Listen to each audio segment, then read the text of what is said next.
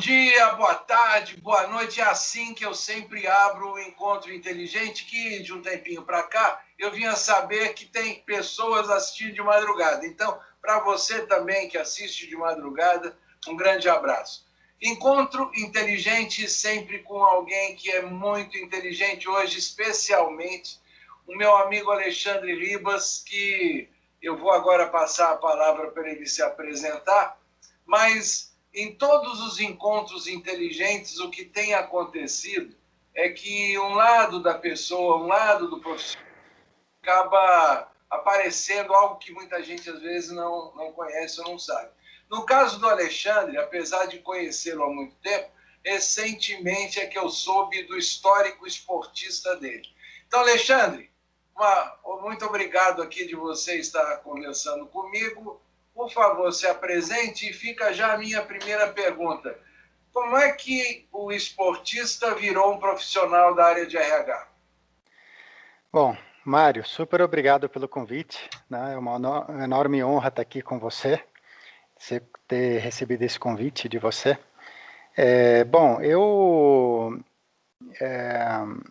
O esporte, né, ele é um norteador de vida para mim, né? Então, assim, ele é como se fosse um pilar de sustentação.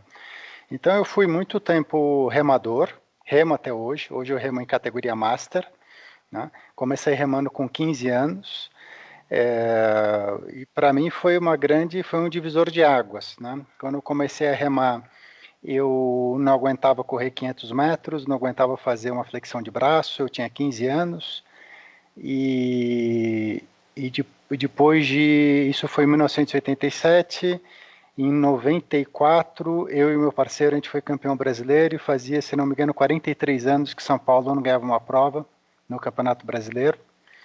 Quer dizer, você entrou no esporte por recomendação médica ou foi uma motivação pessoal? Não, era férias de julho, estava com um amigo meu, escutando música, tomando leite condensado, e aí a gente falando assim, o que a gente vai fazer nas férias, né? E aí ele falou, eu tenho uma amiga que rema na USP. Aí eu conversei com a minha mãe falou que o namorado da minha prima na época remava, aí conversa vai, conversa bem, ele levou a gente lá. E aí eu comecei, né? Então eu comecei mais por procurar uma ocupação, né? E aí isso foi em 87, em 94, eu diria que sim, o título que eu dou mais valor foi quando a gente foi campeão brasileiro, eu e meu parceiro. Você remava por qual clube? Na época eu remava pelo Bandeirante. Eu comecei no Corinthians, em 94 eu estava no Bandeirante, quando a gente ganhou. E aí eu parei um tempo, eu voltei a treinar em julho de 2004 para tentar uma vaga no Pan-Americano. A gente conseguiu uma vaga, disputamos o Pan-Americano, fomos medalha de prata. O Pan-Americano foi em 87, né? 2007 no Rio de Janeiro. 2007, perdão. 2007 no Rio de Janeiro. É porque houve um Pan-Americano antes em São Paulo, por isso é que eu me confundi. É 2007, tá certo. 2007. Em 2007 eu tive a competição mais importante que eu disputei foi a Copa do Mundo, foi na Áustria. Aí passou o Pan-Americano, eu parei, eu voltei depois como Master. Em 2018, eu e meus amigos, a gente foi campeão do mundo Master nos Estados Unidos, né? E isso para mim, né, foi uma... Quando a gente fala de RH, vamos falar de gente, né? Então, assim, eu acho que eu sou um dos maiores laboratórios, eu mesmo, né? De tudo que eu passei, tudo que eu aprendi, dos componentes emocionais, né? Do que ajuda, o que atrapalha, a gente com a gente, trabalha em a parte de convivência em grupo, trabalho em equipe, respeito à autoridade, organização, planejamento. Então, para mim, foi tudo a parte da superação, né? Então, por exemplo, de um garoto que não aguentava fazer uma flexão de braço com 15 anos, até terminar 1994 invicto no Brasil, né? Eu parei 10 anos, voltei, ganhei medalha de prata no Pan-Americano, depois eu parei, voltei, a gente foi campeão do mundo nos Estados Unidos. E tudo isso envolve... Qual é a classe que você rema? Tem várias categorias, né? Quer dizer, vários tipos de competição, melhor dizendo. Tem vários tipos de barco, vamos chamar assim, né? Então, assim, eu gosto de remar o 200 timoneiro e o 400 timoneiro. Não, são os dois barcos. Eu remo qualquer barco. Tem esquife, tem double, tem for. tem 8, barco de 8, né? Mas são os que eu mais gosto, eu dou 100 e 400. E aí tudo isso, assim, de alguma maneira, trouxe uma base, né? Uma fundação, né? Que eu acho que ajudaria, independente da carreira que eu escolhesse, né? Eu acho que independente do que eu fizesse na vida, essa história iria me ajudar, como me ajuda até hoje. Mas quando a gente fala em recursos humanos ou trabalhar com gente, né? Eu acredito que mais ainda, porque eu vivi muito da importância do você se conhecer, o autoconhecimento é fundamental, controle das emoções é fundamental, entender o outro, respeitar o outro é fundamental, né? Você saber fazer vista grossa para aquilo que você não gosta no relacionamento em prol da equipe. Eu já remei muito com gente que eu não gostava e gente que não gostava de mim, mas quando você está no mesmo barco, você tem que de alguma maneira se unir para um resultado principal, porque senão é um tiro no pé, né? Você não vai ajudar com quem está no teu barco, né? Por exemplo. Aí, o que a gente fazendo digamos, um olhar para as empresas, é mais ou menos como o recado de que eu não sou obrigado a gostar de todo mundo que vive no mesmo ambiente que eu na empresa.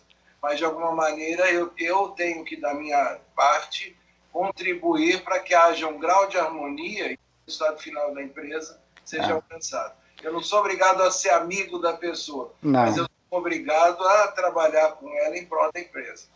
O barco seria a empresa, né? Se você está no mesmo barco, você não vai colaborar por quê?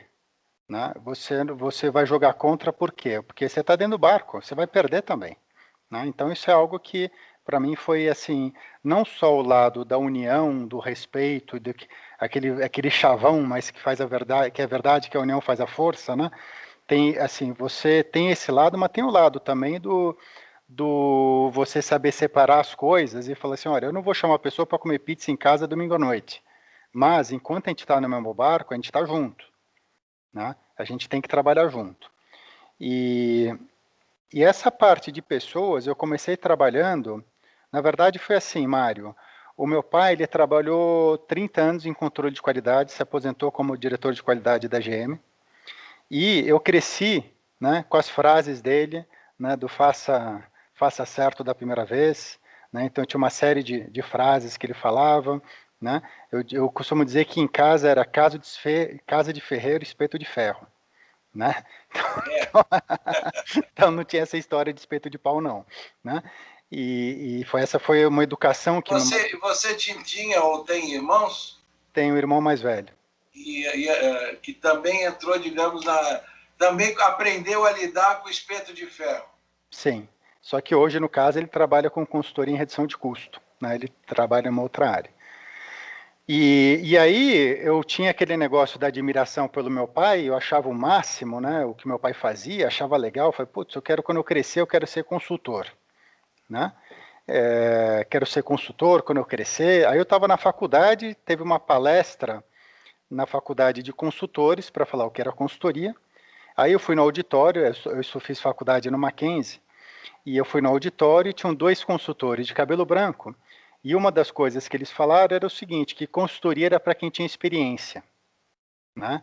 E aí aquilo foi um balde de água fria para mim, porque eu falei, putz, eu não tenho experiência, então não posso ser consultor. E eu meio que deixei um pouquinho de lado esse sonho. E aí, nesse meio tempo, meu pai se aposentou da GM e abriu uma concessionária. Você fazia que curso no Mackenzie? A administração de empresas. Né? E aí, nesse meio tempo, meu pai abriu uma concessionária e meu irmão mais velho tocava a concessionária com meu pai, né? E eu me via na obrigação de também ajudar. Meu pai nunca me cobrou, nunca me forçou nada, mas era uma obrigação que eu sentia de que aquilo era um bem da família, meu irmão estava lá, eu tinha que ajudar, né? Por esse motivo eu ia. E aí eu tive um professor na faculdade chamado professor Marcos Sena, que era um professor de recursos humanos. E aquele professor também foi mais... O Marcos Sena escreveu livros, né? O nome não me é estranho, eu acho que ele chegou a publicar alguma coisa. Né? E aí esse professor também foi um divisor de águas para mim, que eu tive tenho uma relação com ele até hoje muito boa, né? E quando eu tive aula dele de recursos humanos, eu falei, não, o lance não é consultoria em qualidade. O negócio é consultoria em gente. Né? O lance é gente, né? O legal é gente. Não é com todo respeito à carreira e à reputação do meu pai. Né? Eu falei, não, eu quero trabalhar consultoria com gente. Só que eu tinha esse negócio dessa palestra que eu assisti que falava que para ser consultor tinha que ser experiente e cabelo branco. Né? E aí o que acontece? Aí na década de 90, quando a gente abriu a concessionária, né, no início dos anos 90, a piada que se tinha na época era o seguinte, que dono de concessionária, não sei se você lembra, mas você tinha propaganda da Itacolomi, da Itororó, da Guaporé, que são as da Chevrolet, porque a concessionária do meu pai era Chevrolet, que eu lembro, no horário nobre da Globo. Né? Então, assim, você tinha horário nobre da Globo, propaganda de concessionária Chevrolet, não era da fábrica, era da concessionária. Né? Então, a piada que se tinha era assim, que por muito tempo, o dono de concessionário um dia comprava fazenda, outro ano comprava o boi, um ano comprava casa na praia, outro ano comprava iate. Né? E na época que a gente abriu a concessionária, o que falavam é o seguinte, ó, vocês abriram na hora errada, porque agora um ano a gente vende o boi, o outro ano a gente vende a fazenda, num ano vende o iate. Então, assim, o meu pai conhecia praticamente todos os donos de concessionária. Só para a gente ler, eu acho interessante que nessas conversas, né, a gente, sempre que possível, contextualize um pouco, porque tem muita gente que nos assiste que é da velha guarda, tem gente que é da nova guarda, então é bom a gente contextualizar. No início dos anos 90, né, este início exatamente, foi quando o Collor assumiu a presidência da República e abriu o mercado, né? Porque até então o mercado era muito fechado nas marcas mais tradicionais, a GM, a Volkswagen, a Fiat, a Ford. Aí o Collor, no começo dos anos 90, foi quando ele abriu o mercado e, de certa maneira, gerou um boom, né, de pessoas correndo atrás das novidades. Na realidade, eu estou fazendo esse comentário, mas eu gostaria de saber se isso foi o que gerou impacto, né, para essa mudança brusca de resultado numa concessionária de uma marca famosa como a GM. Eu acredito, Mário, que tem a ver, com certeza. Eu lembro que meu irmão falava na época, que falava assim, olha, as marcas que estão entrando, elas vão tirar fatia das grandes. Então, as grandes iam lutar para perder menos e não perder, porque não tinha como não perder fatia no mercado com tanta montadora vindo. Né? Agora, se haviam outras variáveis, eu sinceramente não lembro, se tinha algum momento econômico não favorável também. Porque o Collor chegou a dizer que os carros brasileiros eram carroças, né? Então, na vinda de carros, entre aspas, com mais tecnologia, trazendo uma novidade, muita gente acabou mudando o olhar para essas marcas que entravam. Daí é que eu faço essa. Eu lembro que quando a gente abriu a concessionária, a gente ainda vendia Chevette e Monza. Né?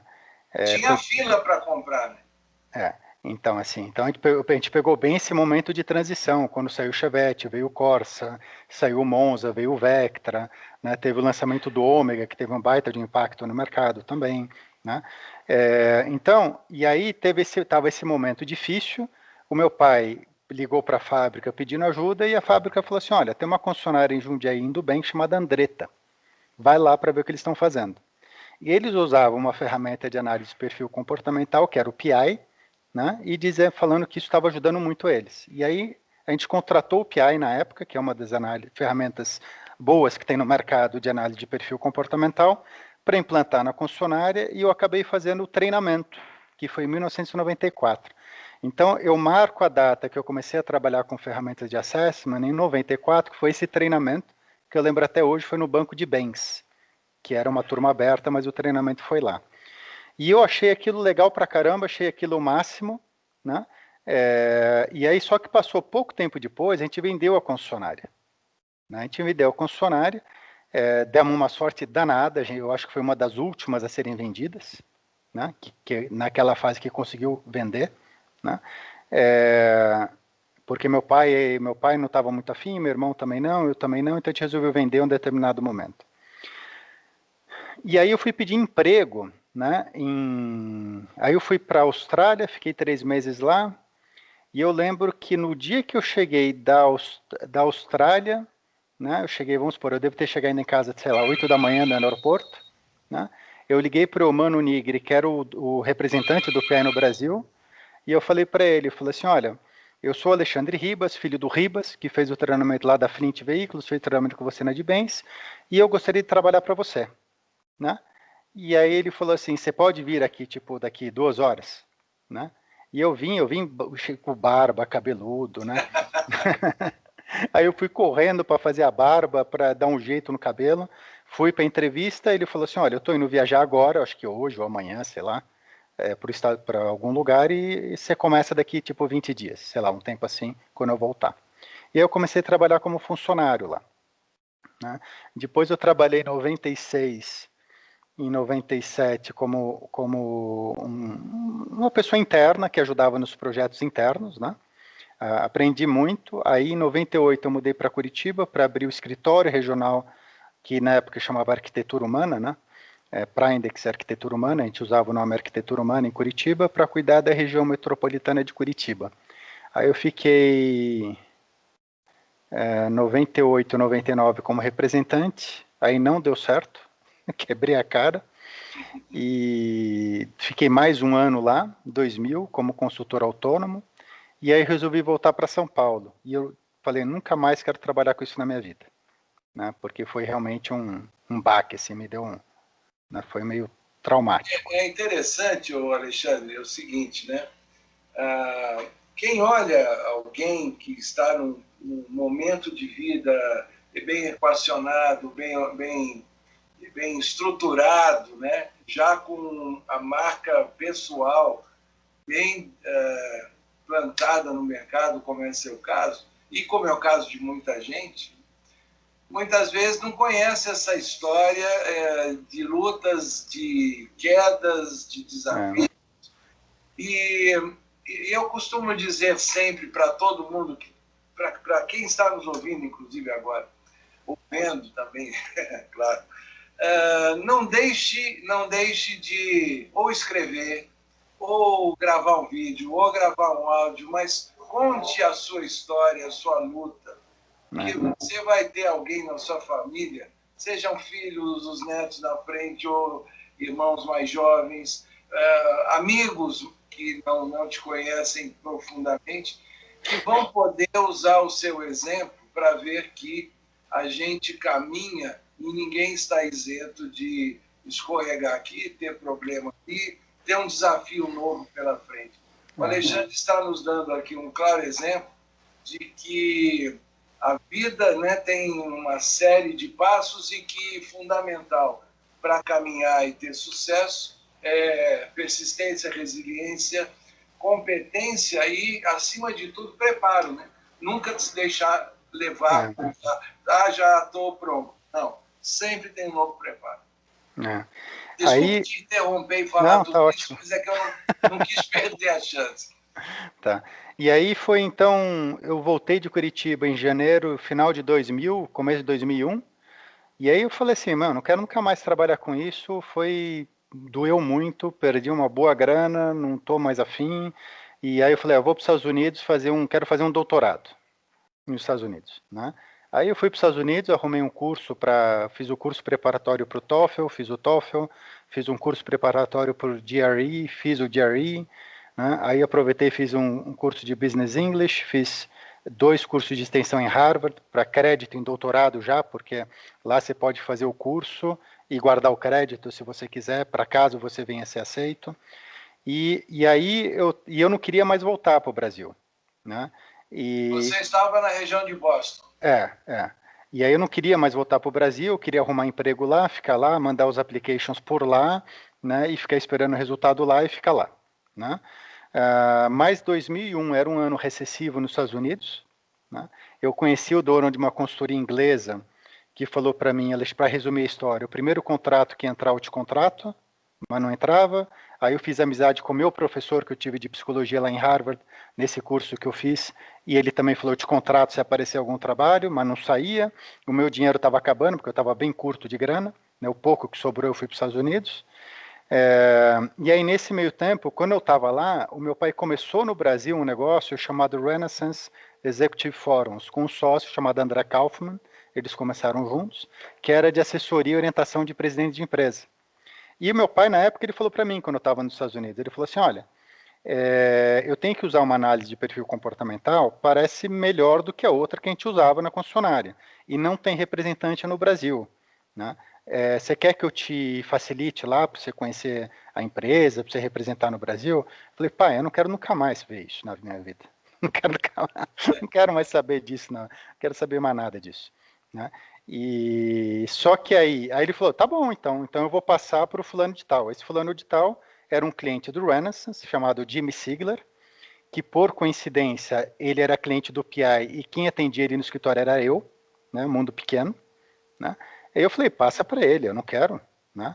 Só que aí eu não consegui emprego lá, eu já estava morando de favor na casa de um brasileiro, já estava ficando sem graça porque eu estava no quarto do filho dele, né? Não tinha mais dinheiro, não tinha perspectivas, eu falei assim, bom, eu vou voltar para o Brasil e mando os applications do Brasil, né? E espero lá.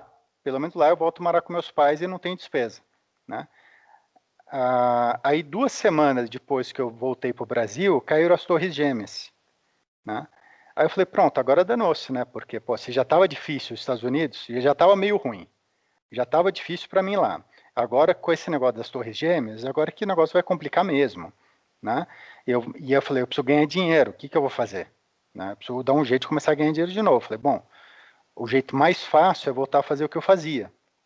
Aí eu falei para o meu pai, falei, pai, como é que está aquele negócio daquela empresa americana lá de ferramenta de assessment? Eu falei, você falou que você não queria estar com o Jimmy, né? Aí eu liguei para o Jimmy, né? Que ele tinha uma empresa de consultoria ali na Paulista, ele tinha um andar inteiro ali na Paulista. Aí eu liguei para ele, querendo conversar com ele, ele me recebeu, a gente se conhecia de telefone, eu não sei se a gente se conhecia pessoalmente, né? Aí eu falei assim, Jimmy, como é que está o negócio da empresa de assessment, né? Aí ele olhou, porque a minha ideia era, sei lá, ver se eu ajudava de alguma maneira, né? Aí ele virou para mim e falou assim, não tem quem toca, quer começar amanhã? Né? Na hora certa, no lugar certo, com a pessoa certa. Aí eu falei, começo.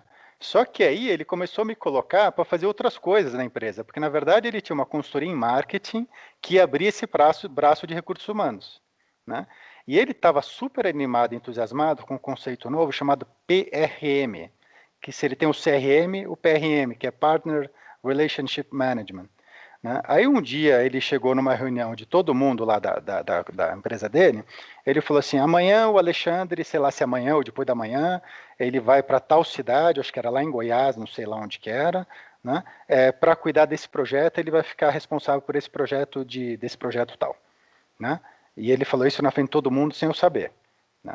Aí acabou a reunião, fui para a sala dele e falei assim, mas Jimmy, e o negócio lá das ferramentas de assessment, né? Eu falei, não, isso não é importante, esse projeto que eu vou te colocar é muito mais importante, vai ser muito mais legal e tal. E é engraçado, para quem disse que nunca mais ia trabalhar com isso na vida, né?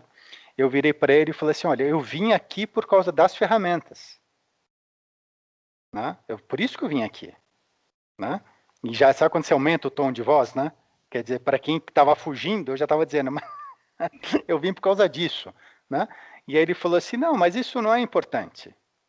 Aí eu virei para ele e falei assim, então tá, você se importa de eu ligar para os Estados Unidos e falar que não é importante para você, é importante para mim?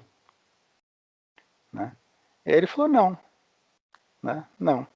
E aí eu deixei de trabalhar com ele, mandei acho que um e-mail para os Estados Unidos, provavelmente.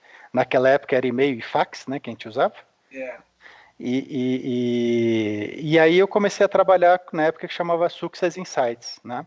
E o Jimmy sempre foi meu cliente, a gente se fala até hoje. No último livro que eu escrevi, eu coloquei o nome dele na dedicatória, por gratidão, porque eu não sei se ele... É aquela coisa que a gente não sabe direito, mas meio que ele guardou para mim, né? E a hora que eu cheguei, ele falou assim, toma, é teu. Né? Não me cobrou nada, não me questionou nada, e falou, vai lá, toca, você quer, né? E aí eu comecei a trabalhar com eles em final de 2001. Assinei o contrato em final de 2001 com os Estados Unidos, né? Eu fui conhecer o pessoal, foi tudo por fax, telefone e e-mail. Eu fui conhecer pessoalmente eles. Quando que foi? 2002. Eu acho que foi, né? Eu acho que foi, teve uma. eu acho que a feira da STD de 2002, acho que foi em New Orleans, e eu fui para lá e eu conheci eles no hotel, o presidente da empresa e a pessoa que trabalhava com ele, né? E eu acho que deve ter sido em maio, mais ou menos.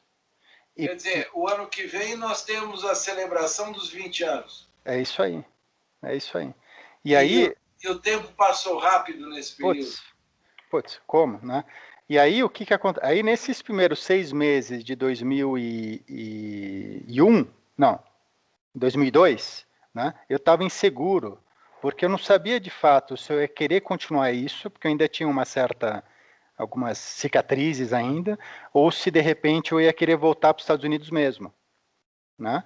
Para fazer eu queria fazer uma carreira acadêmica que curiosamente não tem muito a ver comigo, mas que eu ia querer fazer, mas isso eu tinha na cabeça na época, né? E aí a gente se encontrou em New Orleans, deve ter sido em maio, abril, maio. Para eles, né, o meu começo foi muito bom, né? E eles perguntaram se eu não queria ser o representante para o Brasil inteiro, porque eu era exclusivo porque só tinha eu. Quando alguém falava assim, você é exclusivo, eu falei, sou. Não porque outro não poderia ser, porque só tinha eu, né? E aí, aliás, era uma época em que essa visão de assessment era uma coisa muito centrada em grande empresa, né? Não era muito frequente pequenas e médias empresas trabalharem com isso.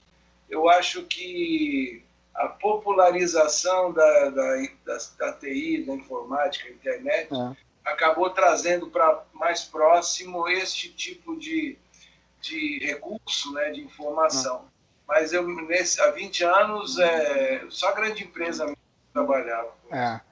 E aí, então, eles perguntaram se eu queria ser representante de fato exclusivo para o Brasil, mudaria o meu contrato, né, com eles, eu aceitei, e aí quando eu voltei dos Estados Unidos, falei, pronto, né, todos os problemas que eu tinha, com todo respeito a outra empresa que eu trabalhava, eu não estava tendo com essa empresa. Então, quando você fica pensando em sinais da natureza, independente da índole, da intenção de cada um, sabe, assim, às vezes não flui para um lado, como para mim não fluiu na outra empresa, né, e para essa empresa estava fluindo, né, e estava fluindo e estava indo muito bem. Eu falei assim, eu acho que o negócio é eu ficar mesmo. Aí eu decidi ficar no Brasil e abri o escritório. Eu deixei de trabalhar na casa, porque o meu escritório era o meu quarto na casa dos meus pais. Você já tinha um home office moderno da época. O meu arquivo era debaixo da cama, né? Eu lembro até hoje, né? E era aquela época que eu fazia as notas fiscais, a caneta à mão com papel carbono, e no fim de semana eu ia deixar nas portarias dos prédios a nota fiscal, né? E aí eu abri o escritório 1º de julho de 2002, que eu abri de fato um escritório. Esse para mim foi o momento do compromisso, né? Quando eu saí de cima do muro, e foi o momento do compromisso, abrir um escritório, e aí que eu comecei, né? Então, assim,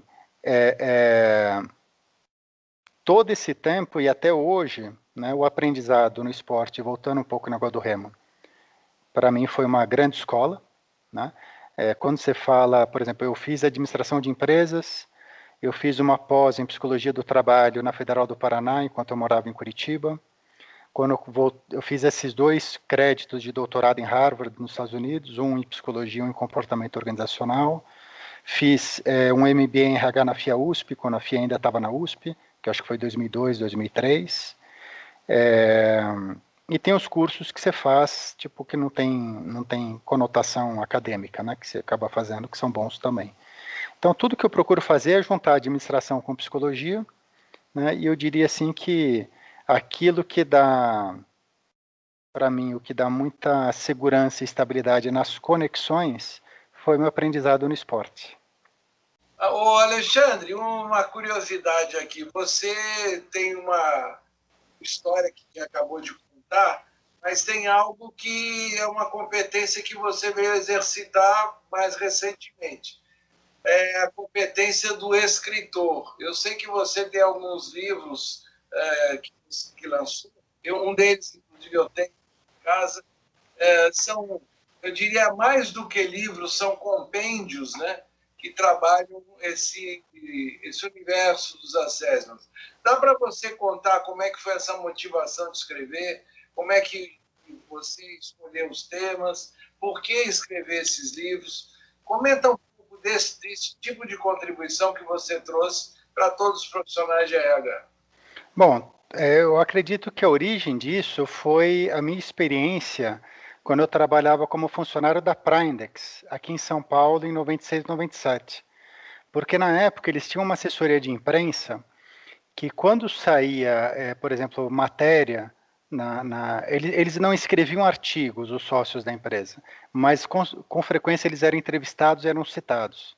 E quando saiu uma citação, por exemplo, na Gazeta Mercantil, né, era, sei lá, 2, 3 dias que o telefone tocava sem parar. Né? Então era algo que, quando bem feito, funcionava muito esse negócio de assessoria de imprensa. Né? Não tinha internet, mas estava super, super, super no começo. Então, podemos dizer que não existia na época internet. Né? Então, por exemplo, como é que você ia saber de um fornecedor? Provavelmente ou você perguntava para o conhecido teu, ou você era lendo revista e jornal. Né? E aí, como essa experiência era muito positiva no escritório, quando eu trabalhava em São Paulo, quando eu fui para Curitiba, eu falei, pô, eu preciso dar uma olhada nisso, porque eu preciso chamar atenção, eu preciso abrir o mercado aqui. Né? Só que quando eu mudei para Curitiba em janeiro de 97, eu tinha 24 anos. Né? Eu não era muito assim, notícia. Né? Aí eu fui atrás de uma assessoria de imprensa, eu lembro até hoje, né? O jornalista se chamava Jean Feder. Um cara muito bacana, eu gostava muito dele. Eu não sei como é que foi a conversa com ele, porque eu não fui para ele para escrever. Eu fui para ele porque para ter a mesma experiência que tinha em São Paulo. Né? Eu fui citado algumas vezes em jornal lá, tal, na época, mas assim, eu não lembro de onde que veio isso, se foi ele que me incentivou a escrever. Né? E eu comecei escrevendo em razão dessa assessoria de imprensa, e até eu fui pegar aqui, por curiosidade eu tenho aqui guardado, né? O primeiro artigo que eu escrevi na minha vida, né, que está aqui, ó, né, foi no Caderno de Economia do jornal Estado do Paraná. Ah, não, peraí. Isso aqui não foi artigo, foi entrevista. Tá? O primeiro artigo publicado, teve uma reportagem, 2, 3, 4, quatro reportagens, aí o quinto foi o artigo. Isso no final dos anos 90. Que você vai gostar, que eu nem lembrava disso, Mário. Mas assim, o artigo foi publicado em 13 de julho de 98 e olha o nome. Eu estou com a luz aqui na minha frente. Qual que é? A seleção de futebol e a empresa, como escalar o time para vencer. Né? Na época, a gente estava numa época de Copa do Mundo. Né? E quando eu estava em São Paulo, eu tive uma experiência riquíssima com a Suzy Fleury. Porque a Suzy Fleury, a psicóloga, ela trabalhava para o Vanderlei Luxemburgo. Né? E quando o Vanderlei Luxemburgo estava no Santos em 97, foi utilizado o PI na época para fazer o perfil de todos os jogadores, por intermédio da Suzy Fleury. E eu fui a pessoa interna no escritório que ficou de apoio com a Suzy.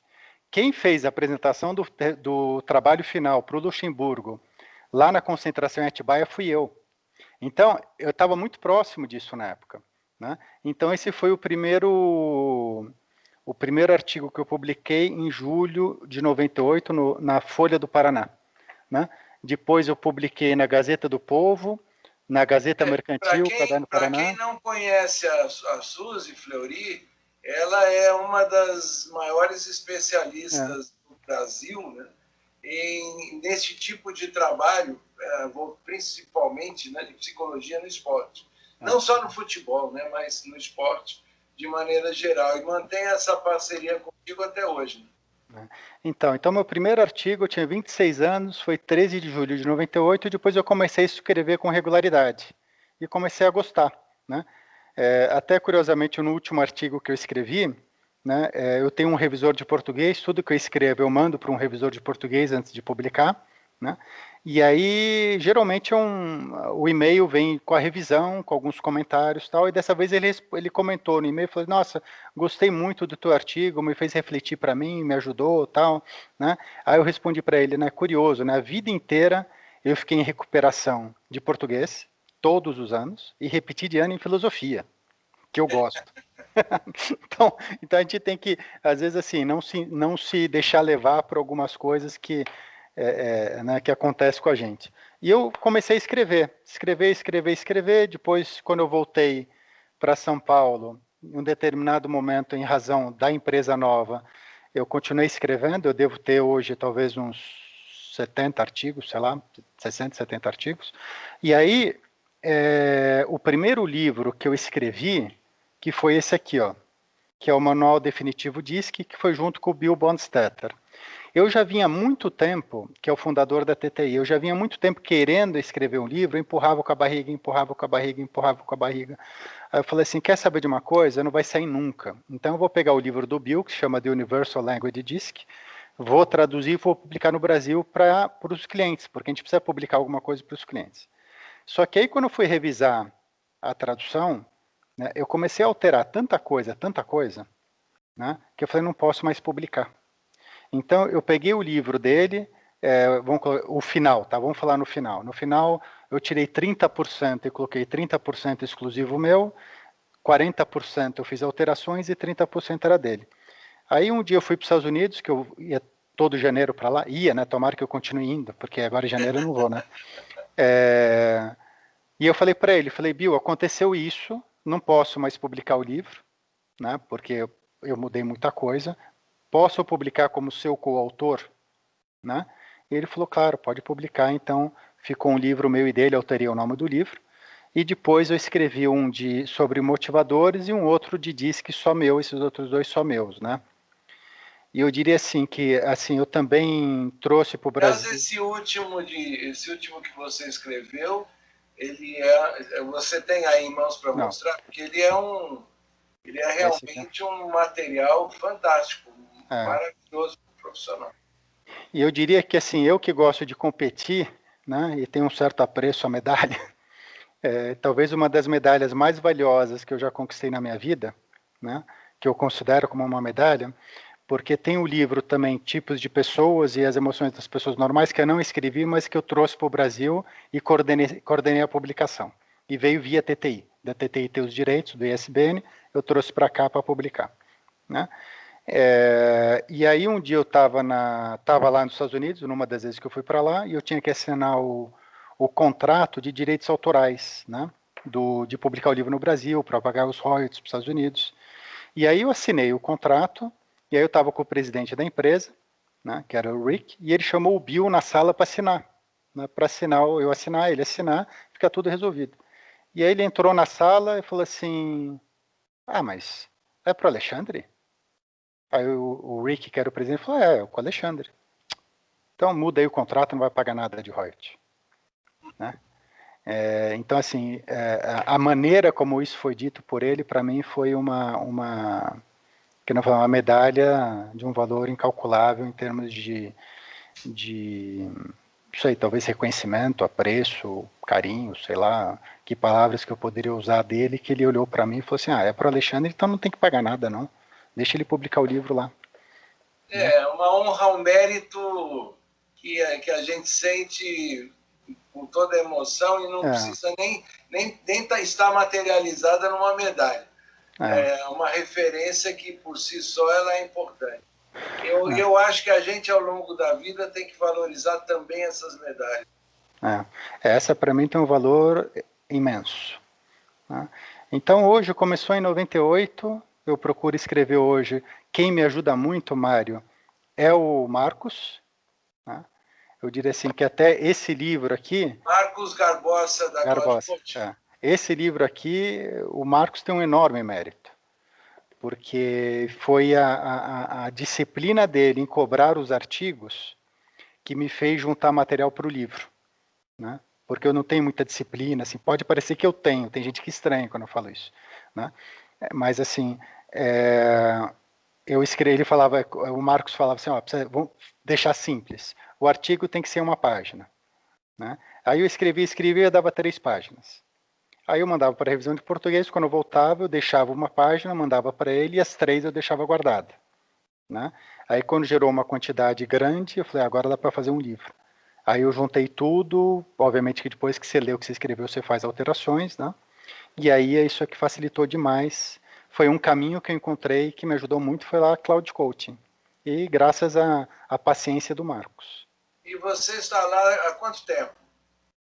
Poxa vida, E faz tempo, viu? você tá desde o começo, porque a Cloud Coach tem 7 anos. Olha, se eu não tiver desde o começo, eu devo ter entrado no começo. Tá? Eu devo ter entrado no começo, nos Então primeiros já anos, eu tem um imagino. belo acervo de conteúdo lá, né? É, né, então... E hoje, uma pergunta aí, olhando o mundo de hoje. Tem uma coisa que eu costumo comentar, já escrevi a respeito, é a banalização que muitas vezes se faz dos assessments. Então, você hoje encontra no mercado quem vende diz que é $1, R$ 5, R$ 30, ou seja, o nome, o carimbo que se dá é o mesmo para coisas que são absolutamente diferentes. Algumas dessas cidades nem medem o que dizem que medem. Como é que você vê o mercado hoje? Você acredita que o mercado, em algum instante, vai conseguir se organizar e mostrar para as empresas que, na hora de contratar algo, é melhor contratar, mesmo que pague um pouco a mais, mas é contratar algo que atende aquilo que se propõe? Porque você fazer de conta que contratou um assessment que no final você não tem a menor ideia de como ele tem estatisticamente a entrega dele? Então, assim, primeiro que o Assessment é um produto como qualquer outro, como molho de tomate, sabão em pó, roupa, carro, né? E a gente vive num mundo capitalista. Ninguém vai vender por 10 o que poderia vender por 50, 100, 200, 300 ou 500. Né? E assim, e não existe mágica, não existe milagre. A indústria do Assessment está semelhante à indústria farmacêutica. A diferença é que é algo muito novo. E as pessoas acham, então, por exemplo, você, na minha opinião, no futuro vai ter ferramentas baratas e boas? Na minha opinião, não tem. Mas no futuro é provável que tenha. É o Só, genérico do acesso. só que, por exemplo, na minha opinião, para ter uma ferramenta barata e boa, ela tem que ser simples. Ela tem que ser simples. E uma pessoa é muito complexa, porque se você fizer algo muito complexo, que funciona e barato, você pode estar dando um tiro no pé. Porque você vai começar a difundir algo que não vai ter alguém interpretando, não vai ter alguém do lado da pessoa, não vai ter alguém orientando, e pode ser, talvez fosse melhor que a pessoa não tivesse acesso àquilo. Né? Então, hoje, o que eu posso dizer hoje o que tem muito vale tudo. Né? Existe muito, sei lá, de repente surge uma ferramenta de assessment de alguém que não tem experiência, não tem conhecimento, em poucos meses, eu não vou dizer o como a pessoa fez isso, mas em poucos meses ela cria uma ferramenta e diz que é mais completa e mais validada no mercado. Né? E aí, quando eu falo assim, que a indústria do assessment é semelhante à indústria farmacêutica. Só que tem uma diferença muito importante que eu vou comentar. Né? Quando você vê uma pílula, né, do remédio, você não vê o que está por trás, né, para chegar naquela pílula. A mesma coisa o assessment. Quando você vê um gráfico, você não vê o que está por trás. Né? A diferença é que a gente convive com a indústria farmacêutica há séculos e com a indústria do assessment poucas décadas, poucas mesmo. Né, de maneira estruturada. Então, as pessoas, e também não é dever do cliente investigar, na minha opinião. É dever de quem vende falar a verdade, né, que não é muito o que acontece. E aí o cliente acaba levando o gato por lebre inúmeras vezes. Né? Então, quando você pega, por exemplo, o quanto custa, não é só o quanto custa você desenvolver uma ferramenta, é o quanto custa você manter uma ferramenta. Né? Tem uma série um outro ponto também, Mário, que saindo um pouco da ferramenta de acesso, não vamos falar assim, que é um desafio que os consultores vivem. Né? Por exemplo, se você, né, mesmo na consultoria, quem trabalha com consultoria, coaching, treinamento, que talvez atingiu um grau de, não está na maturidade ainda, mas está na frente do assessment, né? Às vezes você esbarra em clientes que você coloca a tua proposta, o cliente acha que você está louco, que você está cobrando muito caro. E ele fala, para que eu vou pagar para você se o outro você está me... Eu vou falar de maneira simples, tá? Que eu sei que não é assim que funciona. Pô, você está me cobrando R$800, R$1.000 a hora de coaching e tem gente no mercado cobrando 200, você está louco? 150? Porque a pessoa não tem experiência, não tem conhecimento para entender o porquê das coisas. Diferente de você ir no médico. Se você vai tratar do teu coração e você está para morrer, ou alguém muito querido seu está para morrer, né? Você vai numa clínica, com todo respeito, que tem uma plaquinha na entrada, aceitamos qualquer plano de saúde ou a consulta é R$80. Pago no cartão. Você vai operar, de repente, o coração de alguém que você ama ali, com todo respeito? Né? Por quê? Porque você já sabe que, por exemplo, vamos falar assim, aqui em São Paulo, tá? Aqui em São Paulo, se a pessoa, por exemplo, primeiro que se a pessoa é boa mesmo, tem que estar perto do Sírio, tem que estar perto do Einstein, tem que estar perto do Incor, né? De algum lugar assim. Ou ele vai estar numa avenida de nome, né? E você sabe que não tem plano de saúde, não tem seguro de saúde, e tem muito desses médicos que não aceita cartão nem cheque, você tem que levar em dinheiro. E tem fila. Né? Então, a mesma coisa, você vai fazer uma reforma no teu apartamento ou na tua casa, e aí alguém chega, alguém acabou de fazer a faculdade de arquitetura, que é o que acontece, por exemplo, em curso de coaching, alguns outros cursos, né? Não tem experiência, se diz que faz chover, né? E o projeto de arquitetura vai custar R$1.500 para fazer tudo no teu apartamento. Né? Provavelmente você não vai aceitar. Você vai esperar 10, você vai estar esperando, sei lá, 10, 15, 20 mil reais um projeto de arquitetura. Não sou do ramo, mas só para dar uma ideia de proporção. Porque você já sabe, através do tempo, que há uma relação entre preço e o que você recebe. Né? Quer dizer, a pessoa que faz medicina, dependendo da faculdade de medicina que ela faz, ela já sabe quanto que ela vai ganhar saindo. Ela já sabe, conforme a especialização e o caminho profissional, quanto que ela vai ganhar, quanto ela tende a ganhar. Né? E a consultoria não é profissão ainda. Não é profissão, não tem regulamentação. Então, assim, quando você vai numa empresa... Quando você fala em consultoria, na realidade, eu diria assim, a consultoria ainda ela é mais bem entendida no mercado. A mentoria, o coaching, o aconselhamento é que eu acho que vive um momento turbulento. Mas... A consultoria, como ela já tem uma história, já tem, eu diria, ela tem mais tradição. Mesmo assim, passa por problema. Mesmo assim, então vamos colocar assim, mesmo assim, quem é consultor, se vai visitar uma empresa que não tem cultura e história de trabalho com consultoria, a pessoa vai falar assim, mas é tudo igual, para com isso, pega mais barato. O coaching é um pouco pior.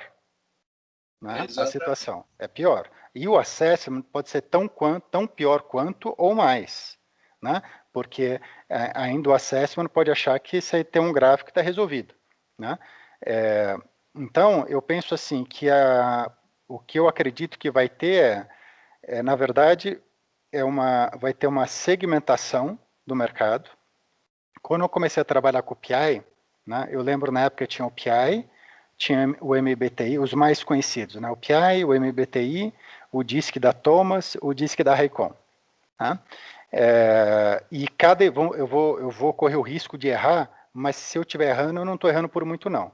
E cada uma dessas empresas tinha uma versão de perfil, ou bem pouquinhas, ou seja, não importa o tamanho da tua empresa, não importa quanto você tem de dinheiro, não importa o que você vai fazer, é essa versão que tem. E na época, muita empresa, eu via empresas comprando um mundo de ferramenta e não fazia nada. Mas comprava porque, sei lá, tem que comprar, os outros estão comprando. Mas na prática você não via aquilo sendo usado, de certa forma. Né? Então, o que está vendo agora, talvez, a gente está na fase da bagunça. Mas antes eram poucos fornecedores, muito poucos, que tinham meio uma reserva de mercado, né? Ferramentas boas, as 4 são boas, né? E não importa a cor dos teus olhos, você vai ter que comprar uma daquelas 4 e é o preço que eles estão vendendo. Era a história lá no passado do Ford preto, né? Exatamente. Você pode escolher a cor que quiser, desde que ela seja preta. Então agora você tem uma... E vão partir do princípio que eram 4 fornecedores bons. Tá? Então, aí o que acontece? Hoje você tem outros fornecedores bons, mas você tem vários medianos, vários ruins e todo mundo querendo disputar mercado. Se você pensar, a gente está na minha opinião, a gente está na recessão desde 2015 e não saiu ainda. Né? Eu não estou falando de número. O que você está comentando é interessante, ou seja, o que falta hoje é uma educação do cliente para saber escolher. Né? Em 2012, né, eu tive meu primeiro filho. Foi 2012? 2012. Tive meu primeiro filho. E a gente tem um congresso da empresa em janeiro, que é nos Estados Unidos, e em junho ou julho, em algum outro lugar do mundo. Eram 2 congressos por ano. E em 2012 era na Alemanha. E caiu bem na data de nascimento do meu filho, então eu não fui. Mas eu participei do congresso gravando um vídeo, eu fiz a minha apresentação através de um vídeo. Né? E o tema da minha apresentação naquele congresso na Alemanha foi parar de vender, começar a educar. Porque assim, qual que era o meu ponto de vista? A gente não tem, o nosso negócio não é comércio, eu estou falando pela empresa que eu trabalho. O nosso negócio não é ter força de vendas, o nosso negócio não é ter comércio de ferramentas. Né? O nosso DNA não está agressividade comercial. Né? Esse não é a nossa cultura, o nosso DNA. Só que quem está entrando no mercado está entrando por essa porta. E a gente vai perder esse jogo. Porque se a gente quiser brigar com eles, com essas ferramentas no território deles, a gente vai perder, porque a gente é complicado, a gente é complexo, a gente tem muita opção, tem que fazer treinamento, tem que isso, tem que aquilo, né? Enquanto os outros, assim, quanto mais rápido o outro vende, melhor, porque inclusive o outro, um dia, primeiro que eles não têm consultores, eles têm vendedores. Mês passado eles vendiam uma coisa, agora vende acesso, mas se não der certo vai vender outra coisa. Então, ele não pode dar margem para o cliente fazer pergunta. Então, se o cliente pede preço por WhatsApp, ele tem que mandar rápido. Porque se o cliente falar assim, eu quero conversar com você, ele não pode conversar, porque ele não vai saber responder. Então, ele tem que fazer um negócio rápido. Para você fazer rápido, o seu atributo tem que ser o preço. Nenhum produto tem todos os atributos. Se o meu produto, um atributo não é o preço, eu não posso falar o preço, porque senão eu não vou vender nada. Então, primeiro o cliente tem que ver os outros atributos para ver se isso encaixa com ele, para depois eu falar do preço, depois que ele percebe o valor. Senão, eu estou danado. Então... Alexandre, como eu costumo dizer, o papo vai rolando como se a gente estivesse num bate-papo num bar, tranquilo, livre, solto, sem roteiro, sem censura, mas chega a hora que o bar precisa fechar.